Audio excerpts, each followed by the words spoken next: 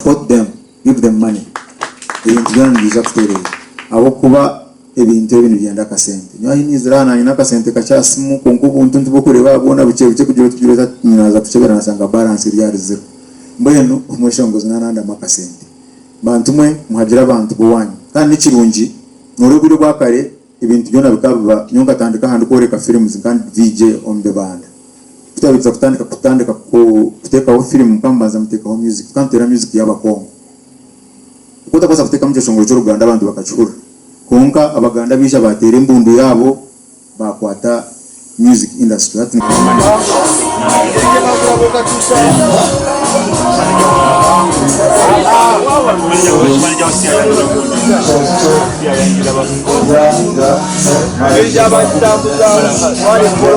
ngakitwala nakibetoloza ku maaso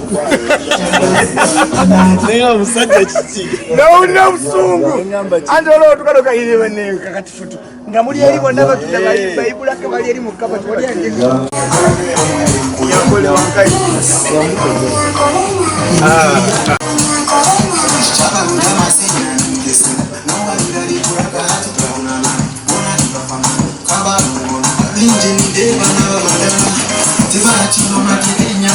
As TV presenters, there no kujoko mission responsibility abeshongozi ba DJ ba MC and of course yeah kwetebekanza olunakukura manu munonga Christmas. So we're going to start our program with an opening prayer. So I think Umanyanohara says the opening prayer. Okay, thank you, manager. Thank you so much, MC. I'm so excited to see you all.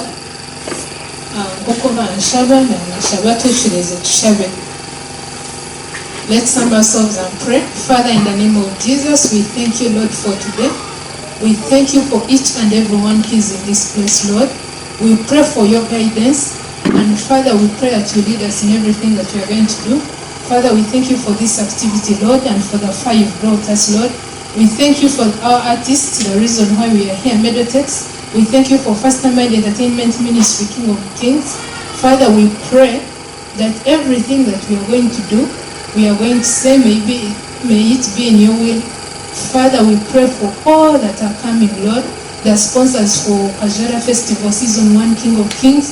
We bless each and every one, the media houses around King of Kings. Father, all the people who are traveling all the way overseas, Kampala and every corner of Uganda, Lord, we pray for journey mercies as they come, and we pray for 25th, Father, the festival day, King of Kings. May your glory outshine each and everything we are going to do, Lord.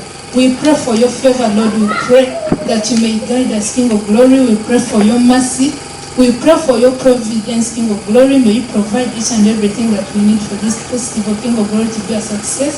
And I bless each and every one who is part of this management. We pray for good health, King of Kings, that will enable us, Father. Konka mkorogwe izuba ninga press conference nokutebekanisa for the festive season, festive event, Reviro Abinabitano Christmas Day, which is going to be a Sunday, and of course Chatuleta nokwenda kumanya abantu bena buza MEDOTEX bishi Kajara Festival nenchi. And of course aliyako kubagambira festival yarichi neza kubiri yarichi, what are we celebrating, what is Kajara Festival. So among a few things tukuza kumanyiriza over what is Kajara Festival, ne baba kuza kuija naza kuba rochi, what is it about. So niyo mashonga ya tuleta. So niza kutola kajishaka. I pass the microphone to, you want to say something? Okay, thank you. Thank you so much. So I'm going to go direct to the next program of agenda. I'm supposed to have someone from the management of MEDOTEX to say something. The team here, and maybe later could also go on the program. So right about now,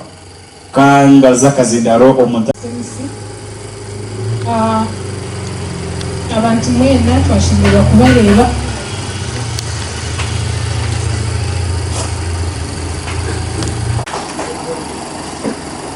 nka First Mind Entertainment twine komiti y'abantu tukora nabo okugeza ku preparinga festival niyo festival yo kubanza, so turi so excited. Twine abeshongozi bona bo mu Western bariyo nibaza kwija nibaza kwanjura, so twine team eri on ground, twine team eri Kampala konka zona tugenda tukwatanisa mu kukora kugira ngo we shall have a successful event. Nani mbashaba munyikirize nyanjure umaro Messi, that's the team on ground. Just tereza umukono bakurebe, then there is steps, then there is Eliasan, then there is Kang, Tofa, Fritson. So byomo wena benda kora on ground kureba ngo ma publicizing ekintu na nyenda basime. In case ndanta meshodingizi na don't feel offended. We are all working as a team. Then from Kampala we have a management of about 7 people. Twine chairman wa festival na ija kubana ati joininga atulio muhanda yona araga Kampala bamweta CPN and Eva Julius anytime he's joining us. Then twine omwami Ngabirano is a brother to our artist, part of the management. Thank you so much. Twine omwami nabo kubalia hawe honorable abinti njano mmanya na wona ajira kuba twine bira 5. Then twine ho Papa Julius Tindumwebo na weyo abinafutana na mza kumureba. Then we have Shelly Products, she's among our sponsors, and I myself. So every na bitano kwa shemero mwena mwijo mbwinji mwijo mani abo kubachikuza kuba utishikaba koga itonka management twine bintu bintu tubatekanisize abona abakuru n'abato mureta abana bouncing castle zikuba ziruho ebyo kuboneza kuba biriho face painting ne kuberiho no mweshongozi wenyine naza kuperforming enje byataka performing agakwihaba. So mwijo mbwinji by MCs abonaku we are so expectant that day can twenda kubasima because you've really performed more than our expectation. Thank you so much. Abeshongozi bona bayoni bija, I'm in contact ba Best Emily, ba Reggie, Dativa. Mwana batwemba tushagatire mu meetings zantunga mu ne stories za Kampala ne tu planning abyona mwebale mnongo. Nimbasima ntine mugawchiro. I'll give more on 25th. Na nimbashaba munetera. Winga akora most of the events akuzikora Kampala kwa kasha zero experience ya Kampala jiyo ajireda tomuka so that celebrating the talent zitu z'abana baha. So I'm being told abana bantu bakwishongora nibakuzina ba DJ nibakutere byoma ba MC nibagamba. So it's going to be a day to celebrate Kajara entertainment or industry, not only Kajara but Western Uganda. Abako abeshongozi mabahura abeshongozi nibingi mnonga from all Western Uganda.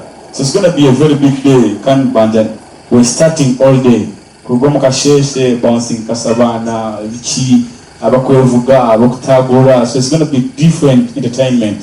So right about now, before when we used to do events in Kezempango kata kugira ba sponsors ku John Board bakaba batakubira most of the events we have is in the sponsor man because the events z'abantu ba Kampala konkeri zoba nyenda mbaze mutere ba sponsor tina shojeri zoba. They have started believing in our work, okubelieve in mirimo yitu, so they have come on board. I'm going to take this chance to pass a microphone to our sponsors.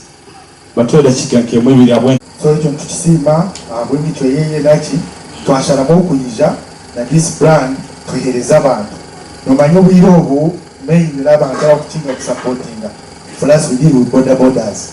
Borders abo bali bakusinga kusupportinga we no kuleta abantu mu events obi no kujanti. Right now we no malanga okuba kweta ogwa reflectors elements. So we have a festival, Christmas festival, na watu bantu bitaga mononga. So abantu abo bakolongo mugwa man twashara mtu atira okubagarura kati mato accept abahereza. Kati mu reflectors abahereza. Washanga hero ko reflectors bakikwatira abantu bamuterisha papa cyane to harina. Kokuyije wa boda okijo musho ya MEDOTEX uteka gagaina reflector. So ijo taho mu show utware reflector yabasha bivugisha n'imitware ibi so ko kwijo mushoho ukashashura shinyo mtwaro wa VIP ukagaragaye na reflector wori wa boda tukore no wako bakusiga nataka ba elements nataka ba ibintu bingi so mwije supporting MEDOTEX ebiraro na bitano yuvragine kubereho to represent tuzakuba tujyacishayi tuzakwija supporting mpaka tundi wasa supporting abantu abarikambara abashita supporting abana bibi yoni za Rwanda rukunjiri ndakumekinga sure na ijana na that show ebiraro na bitano so ebiraro na bitano abakonda bajahero ko yona urukumanya na itanga kubase famana abo umuntu yagaruka no maranga kajya kandi element ni kurashizinga mutwari kunuka kandi dabera abantu barunako example kamba hipichi so nakunzira abantu ba Kajara abantu bantunga abanyarukunjiri kaba ne kanungu mujaro nako we supporting enzarwa yi twende wasa kuza koro tukatira aba ibigenzo abuchita kwisha hanu ya tukatira MEDOTEX so nabo yona abakire mwe bali muno fashion product ninga Ankole Catherine ndio management ya MEDOTEX kandi manager ya MEDOTEX Rwashamire mnonga okushanga mwenda muri aha kubane cyo kushwaza na kushanga ko mutuna basakola nko kubeta keze shako nkamubure kwija nkamwe bari kwija mnonga twabakira nibasa kwebaza zimwe na zimwe kushanga ngo ko kushijo kuyatega ngo tuwasa kuza kololo supporting kenzo tule supporting omwana witu bazimane cyo kushwazana ko kamwe bari kwija twagera mwe bari kwija no mutima gumwe abeshongozi mwe n'abari aha we are very happy for you mwe bari mnonga kandi olunaku lwa festival ekintu kitwakubasa kwija abakora kabahagizi tuija kubaletera masiki buli omu lije kutahamu naija kuba nafuna masiki yaushe ningira ebintu byona baba bigambire MC so mwe bari mnonga kwija mwe bari twagira mweyongere nogo mutima akazindaro kakagarurire MC ebintu kwika kuyo mbantu bakabimanya bibona bikasasana banamubona it's because of you kana nimba shaba content uto akwatera izoba takampostinga kandi next week immediately twarga mu biteke abantu bamanya kuba event tia next week ne a weekend ne ya Sunday so watu postinga Monday no tatu yamba mnonga so nani shaba kutwarga ha nyine tegarujira mu tambike y'abantu mbagambire festival ne yamana mnonga Rwashamire weza kubera Christmas is a family day ntanga sheshe and of course medans zile security kiria chakara kurugumu kasheshe mpaka transnight tukamasha mpaka nina tukomeza moko medo mpaka mukasheshe ya chega ndiro mugini so niza kutwara kagishaka to give a chance to of course medo ile bana bebi jabe shongozi kind of course me semwe atubanze terero nanga witengariza mani abizo nezi nashemerwa mnonga ubu press conference mutakasheka nashemerwa mnonga okuba umwanya ogwirizo nahabwa hamwe nabizi nimbanza kwebaza groups zona imatu ya mu groups zitakushana ungamwena ngo kumwesirwe mwe bari kugeza aho mukaba icya kabiri ni nyebaza selector medo yoni mwetanka mutabano wanje akumaka mutago industry y'ukweshongora yangije aho hanyuma konkani mwebaza kugira ngo kwiyatandikira ikintu yakiteka mama n'agatargo butosha yakisya kizeka tubanze tumutere umuntu ikindi cy'umwebazaho nicyo kugira ngo nafunda kuteka teka nk'abanyakaja abo kwa festival ko gire ngo girangira isinjiro ninga kantu mwebire takurema kugira kuzayo konkosha zemwa byo kanje garo witu nze kwereka abantu bo witu nshenero n'abantu bo witu ninyeta mwe n'abarya TV West abakuturere ibiraro na bitano abanyantunga mu mwena kuko muturene mutuhagira mwije mutuhagire abeshongozi tena tuzakubatura tuhagire kiburo cha selector medo festival yo kubanza mu Kajara ibase kubeya mani umwizine ryayo Ekindi ninyebaza ba sponsor b'ekintu eki mwebale okututeeka mu sente n'okututeeka mu ebyanyu na n'okutuheereza obuhagizi kureba mu industry ya music yasigala negenda omu mwisho. Nitubeebaza ba sponsor nabo katubateerereho engaro bantumu habwokuba ekimu okutukora nekyo mugashwari. Ekindi ninyebaza abeshongozi bagenzi bange imangwa bingi tubaraje mu mwanya konka tuza kuba tujya abeshongozi bingi munonga konka hariho abaryana baba kuzagambaho kake konka abeshongozi baza kuba bari bingi mutakagira ngo nashikandi kandi katwiza wanagamba kanabizo akajara ananye ikintu ninkitera bayize mwe n'abantu mutureba mwije ninza kubeshongora tema kapera k'ekikikuru reka ngumene ekikikuru cyanje ubundi ngaba nkiriyo munsi Joje Johanna ndasemu Jora ntuza kubyeshongwaniro wayo nije madire selector medo ekintu tuza kubecamani ebiraro na bitano twabakiro mu izina ryanjye. Expect from them. Of course kabe ntubete bona jaga mukonga nakashija kaki. Bantu mu makiye 2256.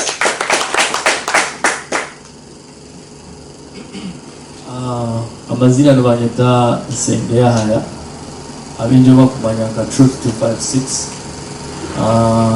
ni mbaza kusima mukama ya tusia hizoberi na mkolo nkogu nyongera kusima media houses abayaha n'abantu bona ba sponsors sima MEDOTEX kuteka kintu keke cyo kugira ngo akore festival abatete kubaza kwa festival bakabo kubanereta abantu bingi hamwe beshongozi n'abantu bingi mediazi n'abantu hosting irizo umwanya nkogu okusima nko nana okusima mwana wange MEDOTEX okunchereza kuba nawe part of this journey okuba n'ekintu kihango kushanga muno gita hamwe because icyakora njanjigita industry ya Western Uganda general so nsima n'abafans abayoka bakumuhagira n'abakutuhagira mwongere supportinga kuhagira Western music kugira tukore ibintu bindi nkebi n'ebitupasa kuteeka omuntu wongera buhagizi nibiye bigambo byanje mwebale munonga shabika medo mwana wanje munonga kuruga kare kana ekinkoze munonga kuonyesere najja buzima tenda sijja kukotogira ninga amateeko okugira nze era tusima sponsor baffe munayira mu mutufula kyetuli singa abitegese nga temuliiko kakasa tebyanditambudde bulungi amanya ambito shukrani musokuva ku TV West program of ministries okuva ku Monday mpaka Olwokutaano kwebera ekindese wano ku making sure nga press conference yo etuuka ku TV ate nga nze genda ogyekolera kunyini kuba ndi ku ground pozi ne mukwano ku Simon ali kamera uyu Simon naye musasi waffe mu kitundu kino ku TV West n'amawulire munnaffe ensonga lwaki tuluwana ate Olwokutaano era bwennafisa awakadde ku Sande weewaawo nyinza okujja naye okutuukako ate ekintu kikyongeramu amaanyi mwebalimirabaliridda content okuza kumanya kigambo munonga content okutumushyaringa erizooba takamulinda mande kandi sheyawiri tumusharinga abantu tumanyise ensi yoona mb'olunaku lwa Sunday tuliwo okuti yo mu festival ya Kajara festival celebrating a music week and of course we're celebrating MEDOTEX Americana kijanja waziri kintu kiyite kitukogwe so niza kutwala kagishaka ge okay, thank you so much. Mwasira mutabani tukulaba ba kamera tukulaba mwasira mutabani tumwena amazina ninye video selector ni turambarara mwebale kwije abasebo n'abanyabo n'abanyeta Peterson MA musically, but my real name is dancing Yonga Peterson, that's my name. Ndakusima kama abizoberi abamwena bisha stereo rahangu mungaro zamani wa MEDOTEX. Nifungala gospel music in all languages. Kandi ndakusima kama hawa mwana wanje MEDOTEX. Ndakusima kama hawa mwana wanje MEDOTEX. mazirobwere wingi nawe omukintu eki kandi nasimaranga this time tukora festival zirukoro Kampala ukatwasima mukama festival this time zatanga kujo wito musi. We thank God for that. Minus that, being a regional Western Regional Manager for the HD events. It's providing a stage, light, sound. I wish you got pressure. We have been doing things, but I don't know why we're on pressure. We are believing to be because of him. So we're MC Kacheche MC Shukran. It is a new things. So and we believe we have yonapata microphone na nyiniza kuhereza chinkubasa abantu bayobumchi ndakunda mno Kajara. So we just celebrating a MEDOTEX, celebrating a music ya Kajara, celebrating Western Uganda. It's going to be a festival kutandika kugoma kasheshe mpaka ihangwe mpaka umuchiro. So nza kutola kadishaka MEDOTEX atugambire wenchi yashizo tubanza kusima Ruhanga habweli izoba. Ruhanga yatukoraje mnonga kureba ngweli izoba lyabaho. Press conference student tuzirebo kwa heru, tuzirebo kwa handi, tuzireba hari. Niyo ninkunda mnongo witu jo kurebera nyeta Kajara boy. Ninkunda ngo buri kimwe cyone cinkwenda icinkureba ko kiri kirungi kijo witu. Nakonko wandi yo kunkunda gambira abantu Kampala kunkureba nk'ikintu kibonire njye cyikushakiryo witu. Nakonkureba nka hotel bonire twaturire mu ngoko mushozi njye tije hotel ko rwajombe ka Rwashamire ninkundo witu mnonga. Echatureta han press conference ya the best of MEDOTEX Kajara festival season yo kubanza. Eruho ebiro 25 yo ku 12 Christmas omugisha Rwashamire hari haruguru bantu mwe nimbasha bakwija mutahagire kandi mwije kare uza kutandika kare shaha mukaga zihangwe uza kuba twatandikire abeshongozi nibingi. We have 100 performances on one stage. Tuna abeshongozi 50, tuna MCs 10, tuna DJs 10, tuna comedians 10, and our friends from all media houses is around the region na nahandi ahari mno. Bantu mwije kare mutuletera abana, tune bouncing castles, tune byehubo abana nabaza kubakora face painting. Mbone cyamana mwije kare cyo kikore cyindi kushaba kandi nza kutandika ko shongora kare abantu batubene ba complaining amuninza stage ubwire bugenze. But this time round ninza kwija kare a stage konke icyo cyona nkiretwa imumwija kare then tukatandika kare tukabeshongora kare ukutaha muri kiringi kakaga abana batone 13 VIP umtwaro emeza neye mitwaro 20. Ninza kushemerwa n'abareba bantu mwije mutahagire mutise kitinza abantu bari abeshongoza mu kureba music umuntu twari kuza twatize music ukashanga utineho ansanka ho mangu we just mugambe music is money. No money no music. Mazima mutwe sente mwana mwinanga abeshongozi banyu baba bakabi abeshongozi banyu batunguke mubahe sente. Support them, give them money. Ibintu byangiza kutere abo kuba ebintu byenda kasente nyo inizirana ina kasente kacyasimu konko buntu ndibo kureba abona buke kugira tugireza nyinaza kucebera nasanga balance iri zero mbeno umweshongozi nananda makasente bantu mwe muhagira abantu bowanyu kandi nikirungi noruguru rwakare ibintu byona bikaba nyonga tandika handi koreka films kandi VJ on the band tutabiza kutandika ko kuteka film mpambaza muteka ho music kantera music y'abakongo kuko takosa kuteka mcheshongoro cyo Rwanda abantu bakachura konka abaganda bisha batera imbundu yabo bakwata music industry hati nibo bajina kati nibo bakini konka kutugumira ntukora ngeza kutabonja buru ngeza gukora ngeza kuhindura hati noteka mcheshongoro cyo munyankore abantu batera umunga hati ntukora shows abantu bija hati umuntu baba ryo meetings zembaga baja mu murite nanka ushanga ryo mweshongozo wori nyankore mbone mwe bare gukora. I thank my fellow artists mwe bara bakweshongoro ruremero witu and keep going. Ndaka mamani ya ticheshongoro cyo bakachitira TV ninga toka funere gigi yaka kade otahwamani. Let's keep pushing. Ikintu ngiza kurugaho ni kibaraka. Nkamba nyine mwana wanje tuganira Rage akakunda kungira te 10 biza kutambika hagati yeta uno bujomwe na agenda no ruvuri. ngaitwa kaninjira buri omwe atanje kuruhura nepichi yakashati yokugaba tugabana pichi tugabane zindi tugabane birabo helmets reflectors na nebindi. I want to thank Highlight Electronics abantu batabani bitu bo mutawo no tukakora nabo twakora nabo mwe bari mnongo. I want to thank Shami Products ogun ya management kandi n'ekindi ni sponsor wetu nakora ibintu bya skin ndano murebo kwa kunyerera wano ndango muchara wawe ninga munywano wawe ninga ni ngo umuntu ndango unyereje mwekwate ibintu byona nabiheze. I want to thank Pepsi Cola tubabasa kuija konka they are our sponsors and we have been working with them. Mubati sponsoring now obligato. I want to thank Jubilant Designers Mubati Kora Decoration. I want to thank Jack Tech Records. Jaka ni munywano witu waha n'umuntu witu wo mutawo nomu kandi ari ha ground kandi atuyambire. I want to thank Narongo Bridals. I want to thank Stainless Records babari yabo kuija ngatu babasa kuija.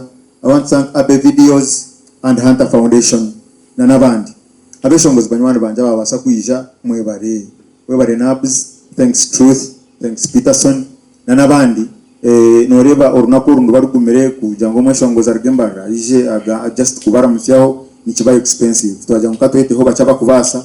But I want to assure you on this show we are having Reggie, we are having Truth, we are having Nabs, we are having Matt Henry, we are having Peterson, we have Erinkai Flyer, we are having Best Emily, we are having Hash Beats, Sugar Boy, Kriston Maguru, Amelise, Jack Kazire, Giant Fina, abeshongozi ni bingi mnonga and many comedians, MCs, DJs na nabandi bantu mwije mutuhagire. I want to introduce you this young boy Kriston ije kuno bantu bakure omusigazi ogu. I started with him. He is a comedian, he is a musician, he is an MC. I want to thank my brothers mwebale kuija kukumukubaro ko bakushana abantu abo ntuzarwa hamwe konkani njaba kanyoncherera akubani ndeba ninye mukuru konkabashana bansinga mani ugumba mweta mukamere Albert uriya ningabira no ada mwebale kuija ubundo umuntu mwe no okore ibintu byawe usanga abo kuzarwa nabo batakwaje. I want to thank Ford ogomshaha no manager wa Truth. Abantu ba manager no mutera honga hati ya kujeta ndi bize kusindikiro muyindi agenda kuja ifituri bize konka ya twara kireke yija. Thanks Ford yoba na bene byo konkora. I really appreciate. A reading selector ogomshaha mshaho man nkamureba show samwe yoku akatere ndongo n'aba VIP bayihamu esatu bahanika VIP tekukira kushemero. This time twashemero ko bantu mwine kandi arna posta yitu naza kuija kutere mendongo mukireke ashemeze habantu. I want to thank the managers. Lastly but not least, I want to thank media houses. Abantu bapichire show yitu bajigambaho. I want to thank all the media houses, radios, TVs, bloggers, online channels. Mwebali mnonga. Jojo events. Webali kuisha, webali kutambura, ugunatura kampani. Kukapapa sire aizire ahava show yitu. Webali kutukonda, webali kufauni tuwe. Ahora vita ajire, ntuisha kuchukora. I want to thank the people about tires kitabire cottages mwebale munonga abantu ba kitabire umwanya kuba gutera busha twashashura umukuru mu nsimere na yebale kandi ntumuraganisa ngabira na bitana abantu bija kurara abantu bita barije tweshongora bija kurara abo kube bintu byenseji no kuhuriya no kwagura mu mugongo ne ukamagura mu mugongo so nite tuzakorejo abanyakajara ikatwekunde ikatwehagire ikatwagire ikintu kitu Pampana karamu mujakiteka ine live band abantu bakwenda live band amabaga mushamu mweko atogu ibintu byana bezaina na disco. I want to thank Sebs na wine disco sound is here to hedge public address free of charge na wine sound I want to thank MC Kacheche no mshawa mani no mwanya umuyambara kumureta na bano photo do musije rohanga mbona konjere nje kuleta Kacheche kumisia no rutaro nora umu mitendera karunana bonka ruhanga yati yambu musayija webali kutubereraho nambwe nanga kuyana abasa kutwongera ubundi mu gisharo na bitano kija ukaramusa abanyakajara babijiro mu kishayi ikudi more grateful bantu mwe twetaga kwatanisa nyokamba gambere ibintu byo kubasa kubikora rukushashura sente. And I want to start a campaign. Someone started it in Kampala. Let me say it on record straight. Bantu mwe abeshongozi batahi banje bana bitone banange bakubibe bidongo on a concert no artist should pay in other artists. Just facilitation. Let's support each other. No nyetaga na nini ngwetaga. Nkomashongozi kuterra okamuramuriza nguru kuramuriza promoter kachigambana na press conference ya RG abantu basere ko munkwate kubi maransi makondo. Bantumwe nabishengereza. Let's support each other. Nkomashongozi mtahiwa yabayine shokora tuti yafe bakwisha.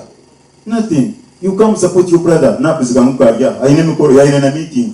Unga tu amuremera ho yaguma. Gushi yafewe. Umushaka ine byo koro na stage yitu mushashuri tekizi. But he's here. Mushaka munchaka na bayino mukoro na nyita ninchererwa. No akwaro kuchiriza byo mani mbikiriza. That's what we need. Let's work together. Let's support each other. Abantu bakambara kumukubareba oncho bakutukiza. Nibaba backstage bakurwanira show kweshongorera biso. Supporting amutahi wabo.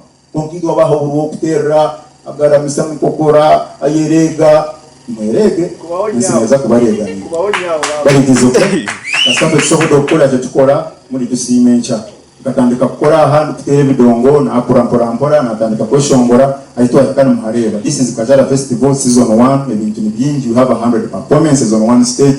We have a lot of performances. Ketobira izo bataka kire na gitungata ningo bakubana kujigura kare nabasa kucishangahi zero online wagwa ekina henda kubuza okutahamu nizinga hii ordinary nizinga hii VIP nizinga hii idebyo. Your videos you tend to make them centered. Everything you're doing is Kampala, everything you're doing is wherever. You're not featuring anything from Western region to capture the tourism industry, to capture the people, so that the people associate with you. How are you going to work out this? Because so naenda kamogo mshiza gice chibuzo cyana uze cyo promoting culture ya na imyanya ya it gets back to what we use when we are shooting the videos. Most of the equipment, even though it took us some longer time shooting a video in Ruga Kampala. Usanga iri abeshobozi bakwane beyiya usanga ntiza kumugumira transporting a videographer na equipment ye ayize kuno amare yebyo bishatu bakushooting ejo video. So nyechi kubasha bamuri yecho kuya yecho supporting abana banyu ku background bafune sente zo kubasa either okuleta aba videographer ground bakashooting those videos ningas funa equipment na aba videographers abitwina because we have videographers on ground but they don't have equipment to kwenda za standards za Kampala na to the outside world. I think that's the new problem very creator to shooting the videos Kampala. Tukamazira na wiki ninjira chishongoro chimwe bachita linkundiwe chini bachita baby boo chini bachita omunyankorena yona byaha all platforms na YouTube channel yitu bantu mugeze relation webya mberebe mu biranzi mu bihagire kandi areke chishongoro chimwe chine video chikoze na K-pop chishongoro chimwe bachita linkundiwe ichorode chine video businesses tujiriza abantu kija gukora inamba zesimba bibiri bazishoma n'abantu amwe babukingira slots zabaye bakuza gukora abantu bona bakwenda gukora ntibakira inamba zesimu ni 0702 mkaga ni 2 ananina 82 ninga 0782 mkaga ni 2 ananina 82 mujisha ufuka mwanya no tukuze ibintu byo kwenda kuguza buri kimwe cyo namukikiriza ako festival ngaga ringa katari icyenje uri kugira ngo tukaba katari kugira ngo hari akataro mbeshonguza hari performance zo mu katari ngono changa buri kimwe cyo no changa mu bitenge no changa mu bakubazira no changa mburi tekozi no changa ibihugu uri habwa tukozire festival reason no reason yinji korire is to promote Kajara nyenda abantu bamenya ngo hari yicweka mu Uganda kibakwita Kajara kandi babasekije kuchirambura kandi babasa no kuchimanya ako icyo kigena nacha rumanzi yanabuza abo kubakushanga ngo ukora umukoro ngo umuhango kandi ukakureto wanyu ahatawuni council ngabini ngutwarambara ikindi area artists bagira ngo arahaba ndi umweshongozi nyako wakabiri urwo mustan kora show Kampala hata nambona abo mweshongozi wo kubanza kora festival mu Western Uganda ngira akabiri yabanze kugira akenzo ya kabiri na yiki ni manenge byo mbija kugamba twaweza kufa ko ngato butoroka twegwane azana kenzo fose bakajukora Kampala tarajikoze kimasomo oku yakakora Kampala yonga mbara kajesa kakora kenika extra So festival yingine game Kampala so niwe wabanza kujikorombesha mzuri. Yes. Taga yukoreka ngo uri umweshongozi uri invited. Then what are invited one mango y'umwana washwika. Make sure that mwarunditwe takaza tutera medo nga tutera ndijo muntu. So mwenecho kandi kindi one mango tori invited jeze okwijakari. Takari twatandikire bwabire kiro tukagenda kwishongora. Beshongozi ubwo muze mugwine. Uza kumuri yawo. Wawaraga kuteye truth. Ijo mwana narigaka matabura tangira posta atinyenda kuze kwishongora kwa flash ya. Kucheza kujanga atasho ya MEDOTEX bayesamba kambi. So mwene bantu mwe ekinte cyo mjeyiyo. Na beshongoza bahango mukimo ngeze kucengeza. Ati mukwiza you people. Let's celebrate people. Let's be happy. Let's love each other. Bwakugira munanka ino mukoro ija. Kurinda kujangwa kujangwa ya kitanda ndande katecho kuya barwira bayine beshukumwirwa ronamani. Tunga kwara twetere mbagano ko kumenya musoro. Yaman bambabuza ahanshonga y'abanyamahurire.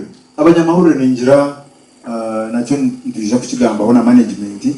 Turebe kandi abone kinda abanyamahurire mu bintu mu bitereza. Mbona tukorera nkori y'umushija kansara amoni. Umushano murazwi no mureba. Mbona tukambuza ngoryoha. Umushaju reflector Western Media Press. Yes, cyere samu yagamba abantu umweshongozi wana manyangori yapukani. Twena tukatere nturi tukatandika tukuronda stage uryo umweshongozi musya no yija kare. Nacyahitagisa kushashura utahamba icyo konda stage. Njo chikuru ibintu byona no basa kubiyiya kandi abantu bagumere Western Hassan Adimanya. These boys have been with them since day one katandika nabo ni nkondana. So n'ibintu nabimanya bareka cyane hagira ngo abantu yabashobora ibintu nabimanya. I've been with these boys bona ngabiha street naborura so nabo bine umuntu mu muhango korora abana so that we keep the legacy going.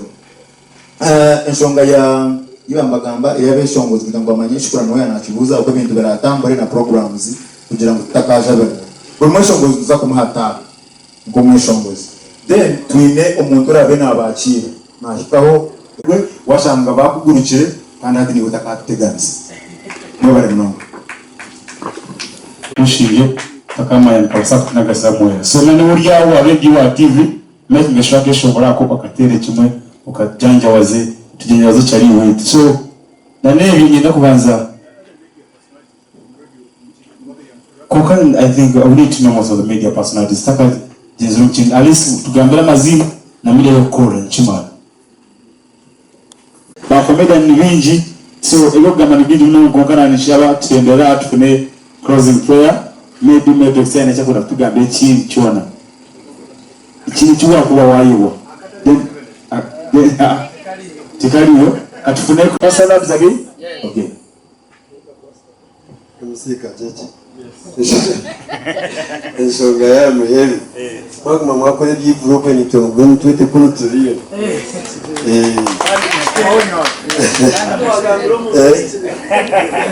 Ya burgato kazayo nacu pabokora. So nambara ni janchitera ibintu bigenda mu ishami zinde bya Yesu. Amina. Nawe supporting Medadi. Media Beazini za DJ Serebu wambara kanu wanyine Redeem Selector nanye Serebu wambara ni uri Serebu wambara iwe Serebu wasiona ni Serebu wamabara ano uri Serebu wambara ni Serebu wamabara uri Serebu wamabara uri bara yon uri bara ano ni interview anyway ari kutureba ari NKORE Media Redeem tugenda atandika uwo mwaka nga 3 murumu tugenda kugara nga 3 tugenda kugara era nga tuyingira omurata ujja kubera ku link suit njya kubera ku link suit nga tuyingira umwaka omupya abantu obaburire wawe tuyino guyingirira umwaka omupya kubera ku link suit kwa 3 murumu link suit kagenda okorayo ya kubasanyusa fedori basanyusa na odi dembo bato jeri nayo waliyo bato anigo wesunga mwaba abana tari mwa kujamu temura kujamu nedda temuri bagenda kusabura nganji washanga bakugurukire kandi ati ni utakateganza mwebare no Mushibye takama ya kabisa kunagasa moyo. So nani urya wa radio TV make ngashake shobora ko akatere kimwe ukajanja waze tujanja waze chali wetu. So na nevi ngenda kubanza kokan. I think we need to know most of the media personalities. Taka jinzu chin at least tugambira mazina na media yokora nchimana ba komeda ni bingi. So ego gamba ni bingi muno konkana nishaba tutendera tufune closing prayer. Maybe MEDOTEX ene chakora tugambe chini chona chini chuwa kuwa waiwa then tikaliyo atufune kwa salamu zabi. Okay, kumusika jeje ensonga ya muheri mwakuma mwakole byivuro ni tongo ntwete kuno turiyo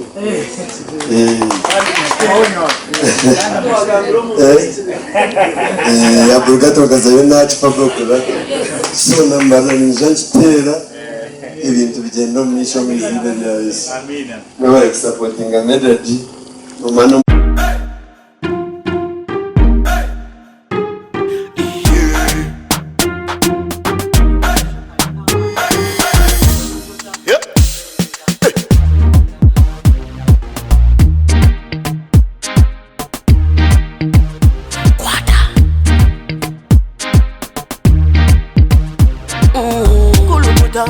Selecta, kuluta ningale kale.